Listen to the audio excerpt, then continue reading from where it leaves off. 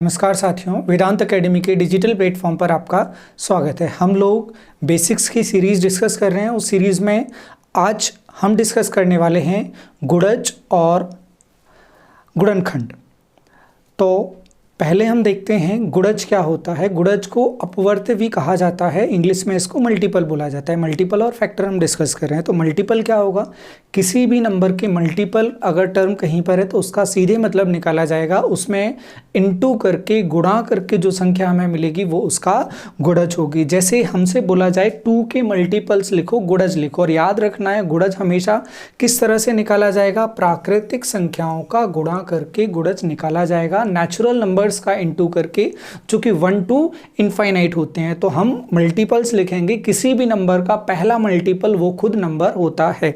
जैसे 2 के मल्टीपल्स हमें लिखना है, 2 के गुणज हमें लिखना है, तो 2 के गुणज क्या होंगे, 2, 4, 2 में 2 का इंटू करेंगे 4, 2 में 3 का इंटू करेंगे 6, फिर 8, फिर 10।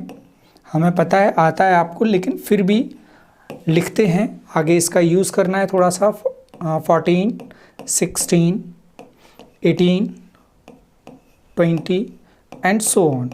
ये मल्टीपल ऐसा नहीं है जो छोटे क्लास में 10 तक टेबल आती है तो वहीं तक सर ने लिखा है, उसके बाद ये नहीं होगा, ये इनफाइनाइट तक जाएगा। इसी तरह से 5 के मल्टीपल अगर हम लिखेंगे, 5 का पहला मल्टीपल वही होगा, अगला 10, अगला 15, अगला 20, अगला 25, और ये भी इनफाइनाइट तक चलता जाएगा। तो सबसे बड़ा मल्टीपल अगर आपसे पूछा जाएगा तो आप बोलेंगे सबसे बड़ा मल्टीपल किसी भी नंबर का हमेशा इनफाइनाइट होगा, चाहे वो नंबर कितना भी छोटा क्यों ना हो, उसका मल्टीपल हमेशा इनफाइनाइट होगा। अब मल्टीपल हमने देखा, और हमें जो अर्थमेटिक हम पढ़ते हैं उसमें हमें टॉपिक पढ़ने को मिलता है LCM, common multiple, least common multiple. Least के बारे में हम एलसीएम वाली वीडियो में डिस्कस करेंगे, लेकिन मल्टीपल वाला जो पार्ट है उसको अपन यहाँ देखते हैं। यहाँ हमने 3 नंबर्स लिए, तो 3 नंबर्स में हम देखते हैं इसके मल्टीपल्स को समझने की कोशिश करते हैं, इनमें मल्टीपल्स में क्या हो सकता है। अब इनके मल्टीपल्स में देखें तो यहाँ पर हमें एक मल्टीपल दिख रहा है 10, नीचे जाके हमने देखा 5 के मल्टीपल्स में भी हमें एक मल्टीपल 10 दिखा, 10 के मल्टीपल्स में भी एक मल्टीपल हमें 10 दिखा। तो तीनों जगह जब हमें 10 दिखेगा, या कितने भी नंबर्स गिवन है जहां मल्टीपल हमें एक जैसा दिखेगा, उस मल्टीपल को बोला जाएगा कॉमन मल्टीपल या उभयनिष्ठ गुणनखंड, कॉमन मल्टीपल बोला जाएगा। तो यहाँ 10 कॉमन मल्टीपल है। क्या इसके बाद मल्टीपल आगे मिलेगा? हाँ, बिल्कुल मिलेगा। अब 10 की टेबल में या मल्टीपल में हमें मल्टीपल मिलते जाएंगे। जैसे अगला 10 की टेबल में 20, और यहाँ भी 20 अवेलेबल है, यहाँ भी 20 अवेलेबल है। इस तरह से आगे आप जाते जाओगे, कॉमन मल्टीपल हमें मिलते जाएंगे। तो ये होती है मल्टीपल की कहानी। मल्टीपल के बारे में कुछ एक फैक्ट्स हैं जो यहाँ से हमें सीधे दिख रहे हैं। जैसे किसी भी नंबर का मल्टीपल हमेशा उस नंबर के बराबर या उससे हमेशा बड़ा होगा। कैसे? अगर इस नंबर में इनटू करके कोई नंबर बन रहा है तो वो हमेशा, और 1 से बड़ा नंबर, ज़्यादा से ज़्यादा 1, कम से कम 1 का इनटू कर सकते हैं, उससे बाकी नंबर उससे हमेशा बड़े होंगे। तो जो रिजल्ट मिलेगा वो हमेशा कैसा मिलेगा? बड़ा मिलेगा। सिर्फ एक केस में पहले मल्टीपल में वो इक्वल मिलेगा, बाकी हमेशा वो बड़ा होगा। तो मल्टीपल हमेशा बड़ा होता है। दूसरा फैक्ट, कोई भी नंबर अपने मल्टीपल को हमेशा डिवाइड कर सकता है।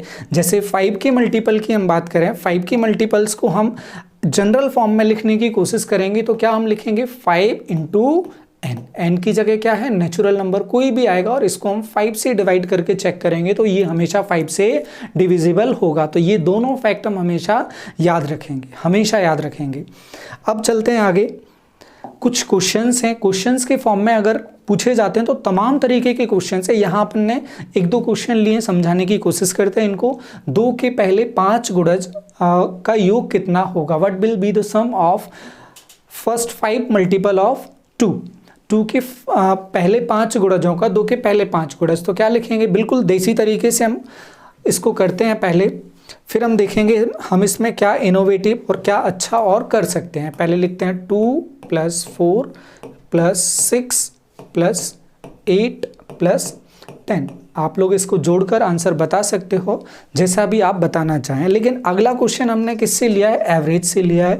अब कभी भी कॉन्जिक्यूटिव नंबर्स की बात होगी, क्रमागत संख्याओं की बात होगी, तो क्रमागत संख्याओं में हमेशा हम एवरेज की तरफ जाने की कोशिश करेंगे। और यहाँ पर एवरेज का मतलब होगा, कॉन्जिक्यूटिव में हमेशा एवरेज होता है बीच वाला टर्म, एग्जैक्ट बीच वाला टर्म। यहाँ पर हम देखें एग्जैक्ट बीच वाला टर्म कौन सा है, 6, बिल्कुल बीच में। इसको आप जोड़ोगे, इससे आंसर आपको मिल जाएगा 18 + 6 24, 28 + 2 30, 30 आपको इससे आंसर मिल जाएगा। अब 30 आंसर आपको मिल गया। अब दूसरा तरीका, आप दूसरे तरीके से कैसे आप सीधे बता सकते थे इसका आंसर 30 होगा। आपको पता है 2 4 6 8 10 इसका मल्टीपल होगा। अब बीच में, सबसे बीच में क्या आएगा, थर्ड मल्टीपल बीच में आएगा, तीसरा मल्टीपल बीच में आएगा। तीसरा क्या होगा, 2 के गुणज देख रहे हो तो तीसरा मल्टीपल 2 × 3 मतलब 6, ये तीसरा मल्टीपल है। और कितनी संख्याएं, 5। ये होगा आपका आंसर 30। या सीधे हम बोलें ये एवरेज है, एवरेज में जितने नंबर्स हैं उससे इंटू कर दो, हमें आंसर मिल जाएगा 30।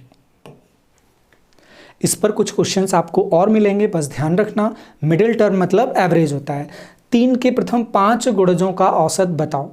3 के पहले 5 गुणज। अब 5 संख्याएं, 5 में बीच वाली कौन सी होगी, तीसरी। किसी भी तरफ से देखोगे बीच वाली कौन सी होगी, तीसरी। और बीच वाली देखना है आपको, जितने टर्म बोल रहा है उसमें एक ऐड करके आधा कर दो, ये हो जाएगा बीच वाला टर्म, थर्ड। मतलब तीसरा गुणज हमारा एवरेज होगा इस क्वेश्चन में। और तीसरा गुणज किसका, 3 का, 3 × 3, आंसर होगा हमारा 9। बाकी आप लिखोगे, एवरेज सॉल्व करके देखोगे। आपको बता देते हैं कैसे सॉल्व करोगे। 3 के मल्टीपल्स 3 + 6 + 9 + 12 + 15। यूं तो आपको पहले भी बताया बीच वाला नंबर हमेशा क्या होगा, एवरेज होगा। अब यहाँ आपको देखना होगा, दिख रहा है 9, लेकिन फिर भी सॉल्व करना होगा। Sum of observations upon number of observation. इसको ऐड करोगे, 15 और 12 27 और 9 36 और 6 42 और 3 45, 45 डिवाइडेड बाय 5, आंसर आपको मिलेगा 9। कैसे भी आप सॉल्व करोगे आपको सिमिलर आंसर मिलेगा। तो ये कहानी है बच्चों, 2 क्वेश्चन आपने देखे मल्टीपल के, इस तरह से हम सॉल्व कर सकते हैं। अब आगे चलेंगे फैक्टर्स पर। फैक्टर क्या होता है, फैक्टर होता है जैसे ये मार्कर है, इस मार्कर को हम खोलें, एक हिस्सा इसका ये अलग करें, बीच वाला हिस्सा अलग, इसमें रिफिल अगर पड़ा है तो वो अलग, इसका कैप अलग, वो ये सब क्या है, इसके पार्ट हैं, इनसे मिलके ये बना है। तो ये इसके क्या होंगे, फैक्टर्स होंगे। सबसे अच्छा तरीका होता है फैक्टर समझने का।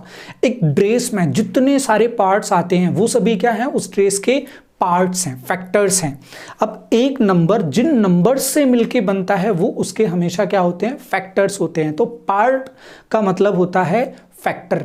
और हिंदी में अगर बोलें, यहाँ अपवर्तक लिखा है, लेकिन इसका दूसरा जो मीनिंग होता है वो होता है गुणनखंड।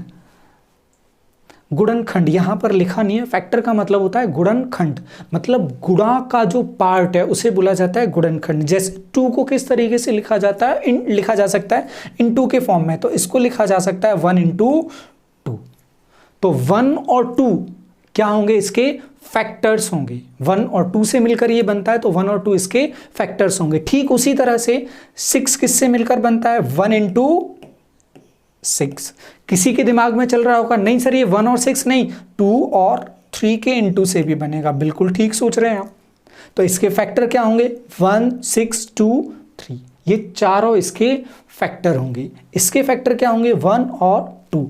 फिर यहां पर बोला जाएगा 12 किस तरीके से लिखा जा सकता है, 1 × 12 या 2 × 6 या 3 × 4। इससे पहले हमने मल्टीपल में डिस्कस किया, मल्टीपल से जो नंबर बन रहा है, मल्टीपल करके जो नंबर बन रहा है वो उसे हमारा जो रिजल्टेंट नंबर होगा, गुणज जो होगा, उसे हमेशा डिवाइड करेगा। और वही डेफिनेशन अपन ने यहाँ ली है।